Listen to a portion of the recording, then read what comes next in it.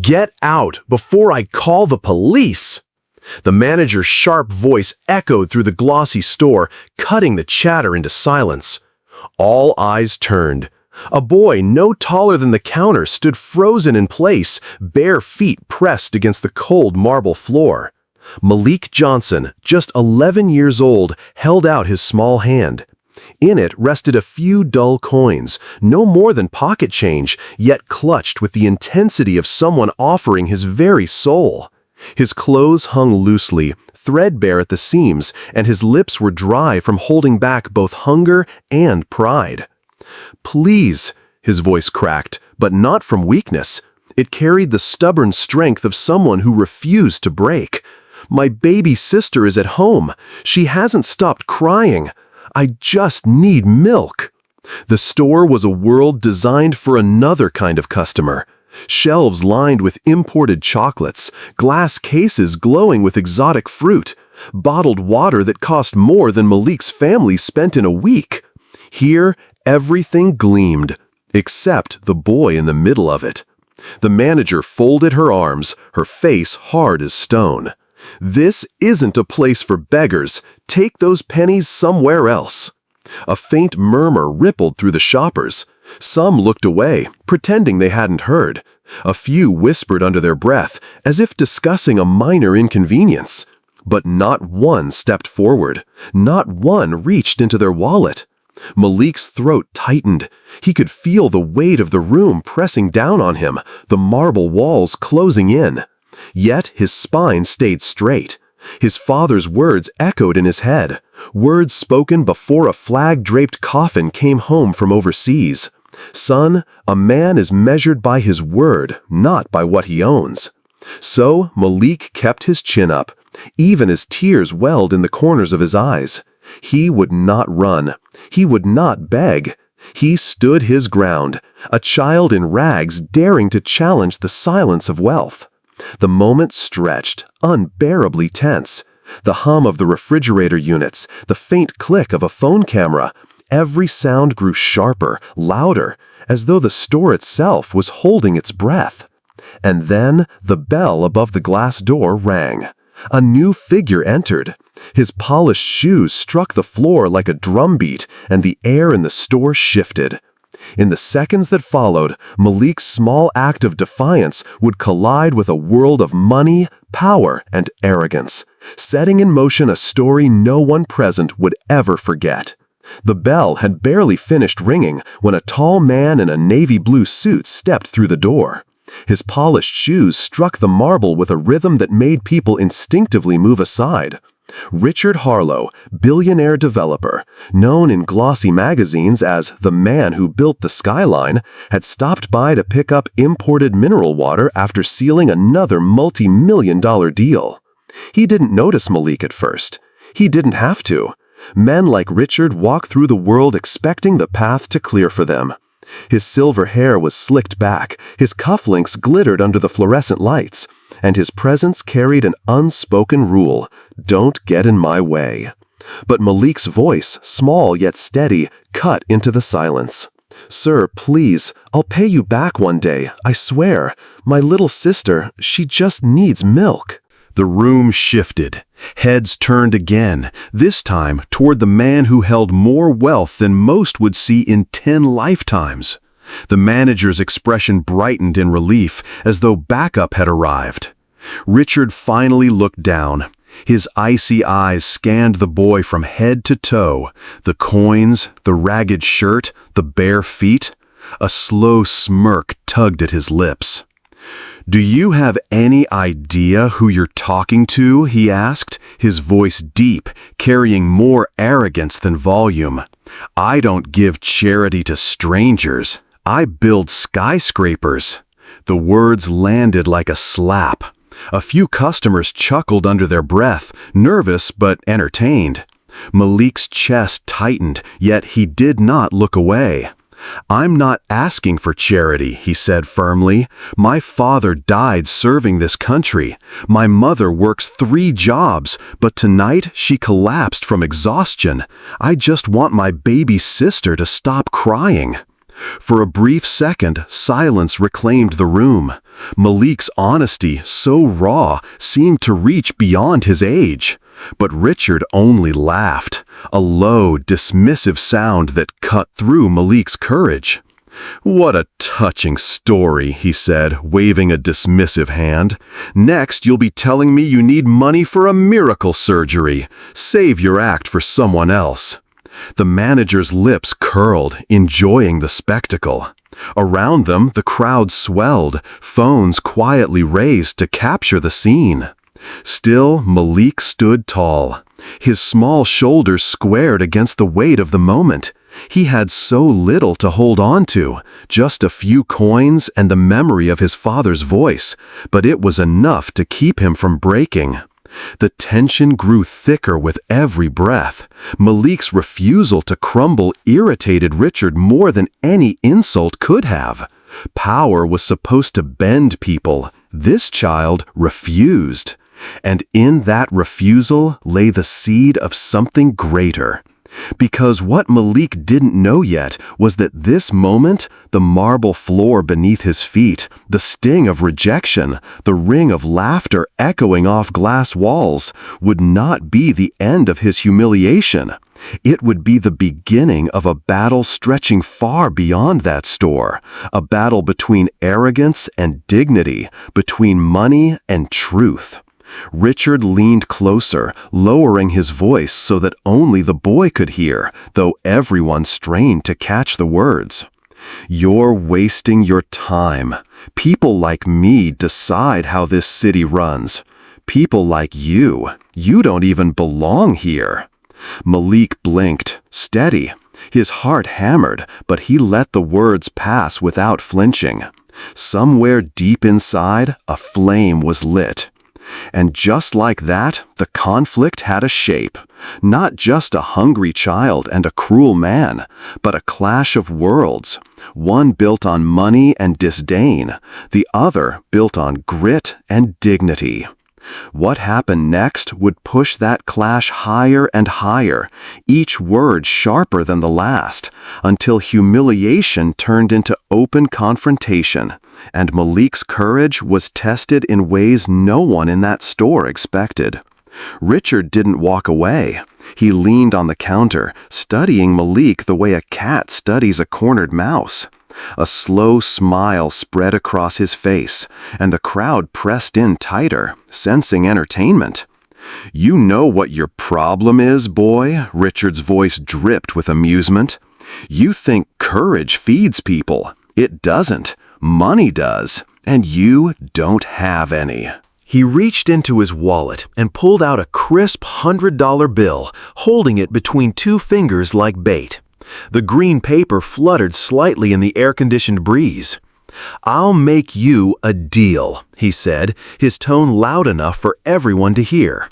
"Kneel right here in front of all these people and apologize for wasting my time. Do that, and maybe, just maybe, I'll give you this." The store went quiet. Even the hum of the refrigerators seemed to fade. Phones rose higher, recording every second. The manager's eyes glimmered with satisfaction, as if humiliation were a show worth watching. Malik's gaze shifted to the bill, then to the circle of faces around him, curious, expectant, some even grinning. His throat tightened. At home, Amara's cries echoed in his memory. His mother, pale from exhaustion, lay weak on the couch. The thought of milk within reach nearly broke him. Richard noticed the hesitation and smirked.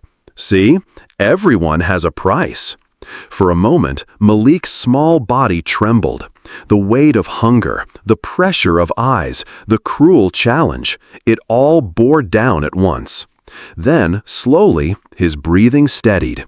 He straightened his back and took one step backward. "My father didn't die so I could kneel to little men," he said, his voice firm, unwavering. Gasps rippled through the crowd. The $100 bill lowered slightly.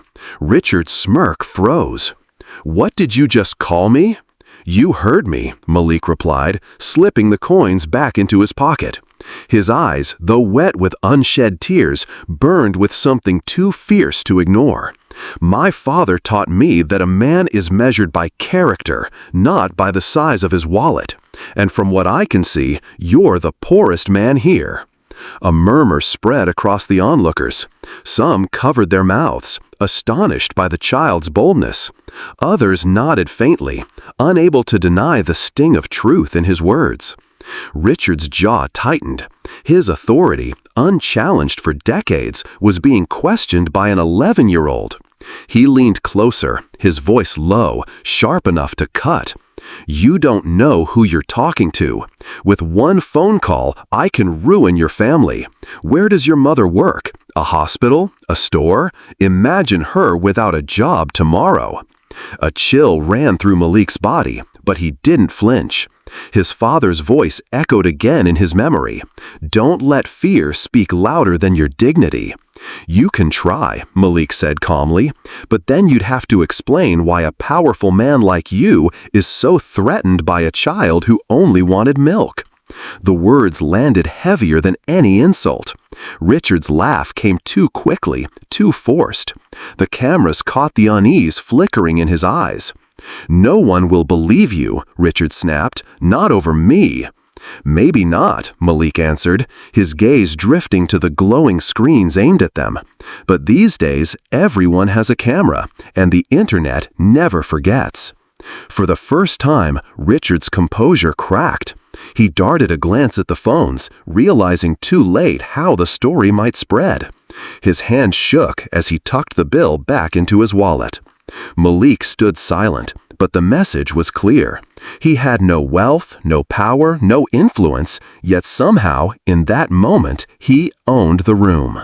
And it was then, in the midst of flashing cameras and murmuring voices, that someone else in the store quietly lowered her phone, her experienced eyes sharper than any lens.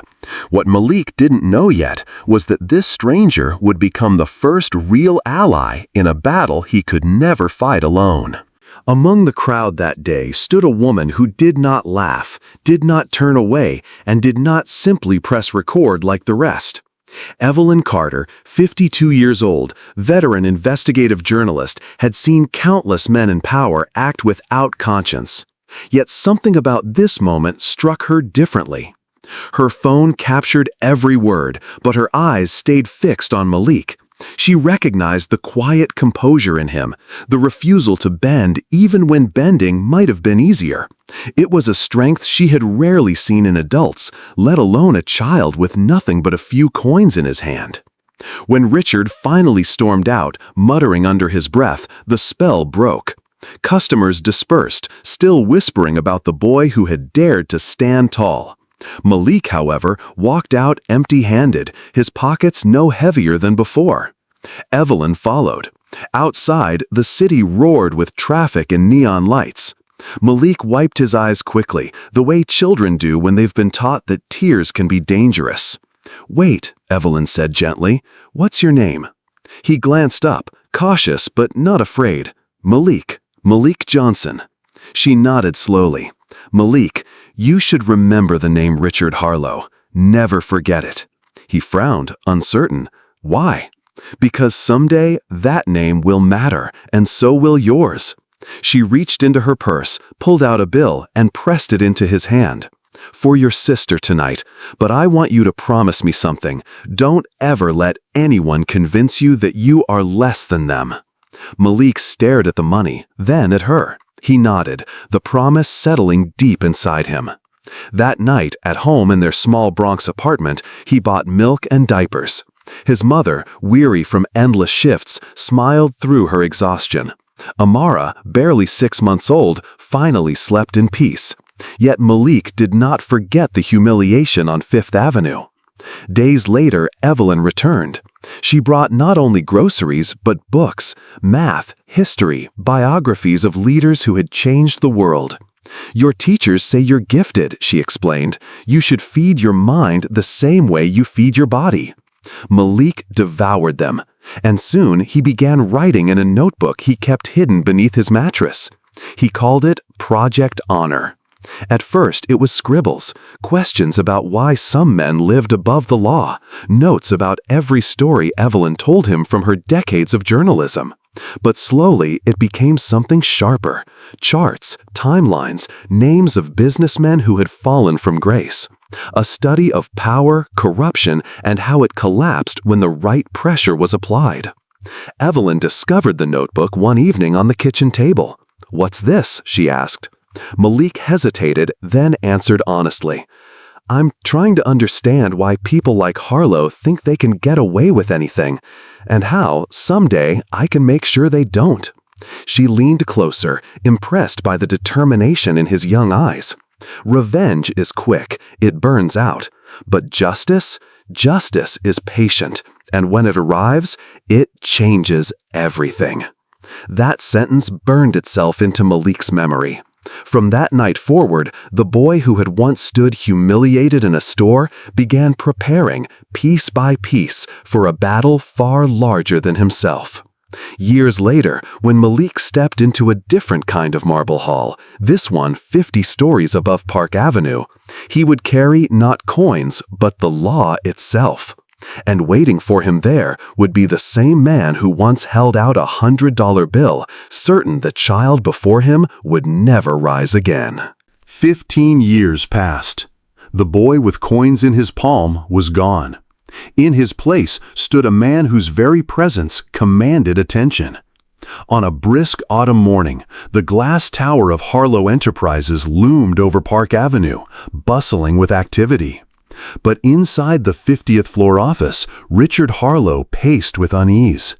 Whispers had been circling Wall Street for weeks, rumors of investigations, sealed indictments, and names whispered in corridors where power once felt unshakable. "Mr. Harlow," his assistant stammered at the door, pale. "The FBI is here. They have warrants." Richard froze, his hand tightening on the glass of scotch he hadn't touched. "For what?" His voice cracked, betraying the fear he thought he had buried long ago. Before an answer could come, the heavy footsteps of federal agents filled the hall. The door swung open. 3 agents entered, flanking a man in a tailored navy suit, leather briefcase in hand. Richard looked up and felt the blood drain from his face. The young man stepped forward, calm and deliberate. His dark eyes were steady, his smile faint but undeniable. He extended a hand as though greeting an equal. "Mr. Harlow," he said, "Malik Johnson, Federal Prosecutor, Financial Crimes Division. I believe we've met." The words landed like a thunderclap. Richard's jaw dropped. He stared into the same determined eyes he had once dismissed in a convenience store. You're that boy," he whispered, "the one with the coins." Malik's smile sharpened. "Yes, and I told you I'd pay you back when I grew up. Today, it's time to collect."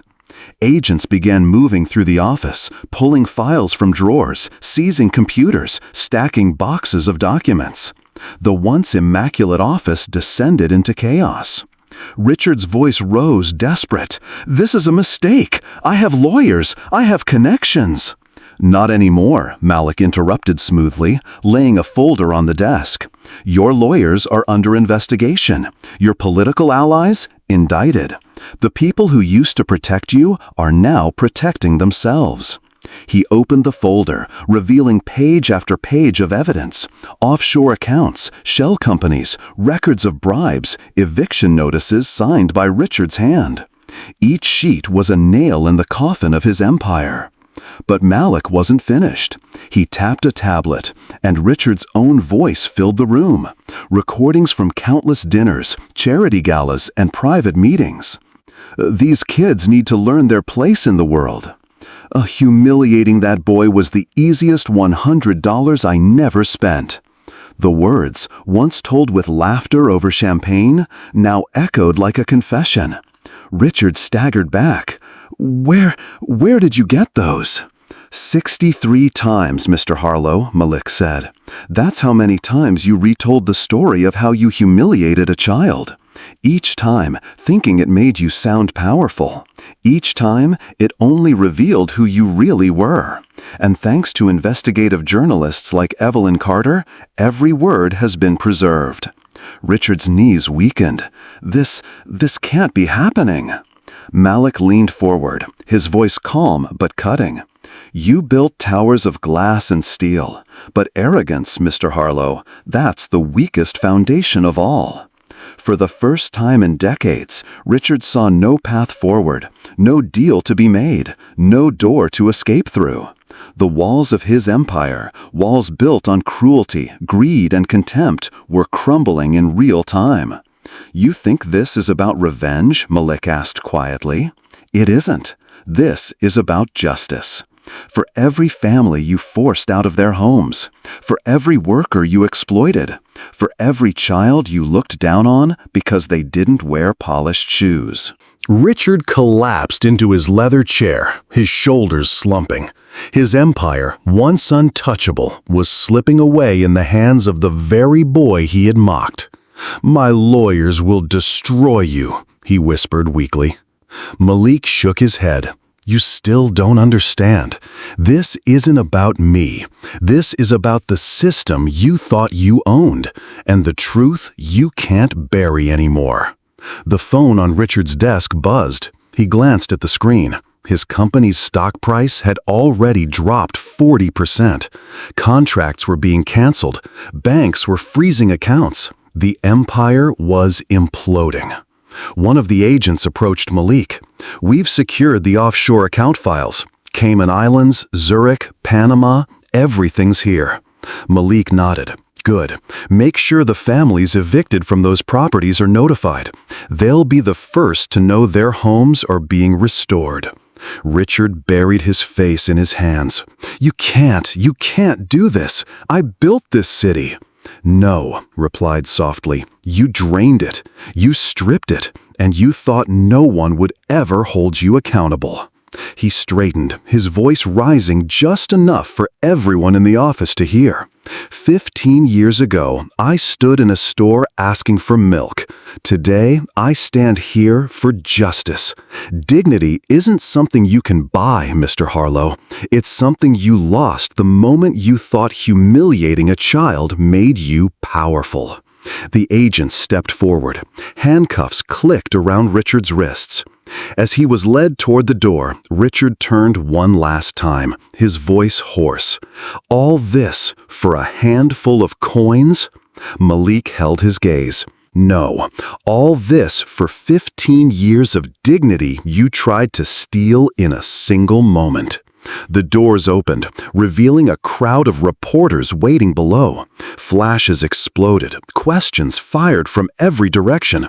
Richard lowered his head, but Malik walked tall, every step measured, every camera capturing the transformation of a promise into reality.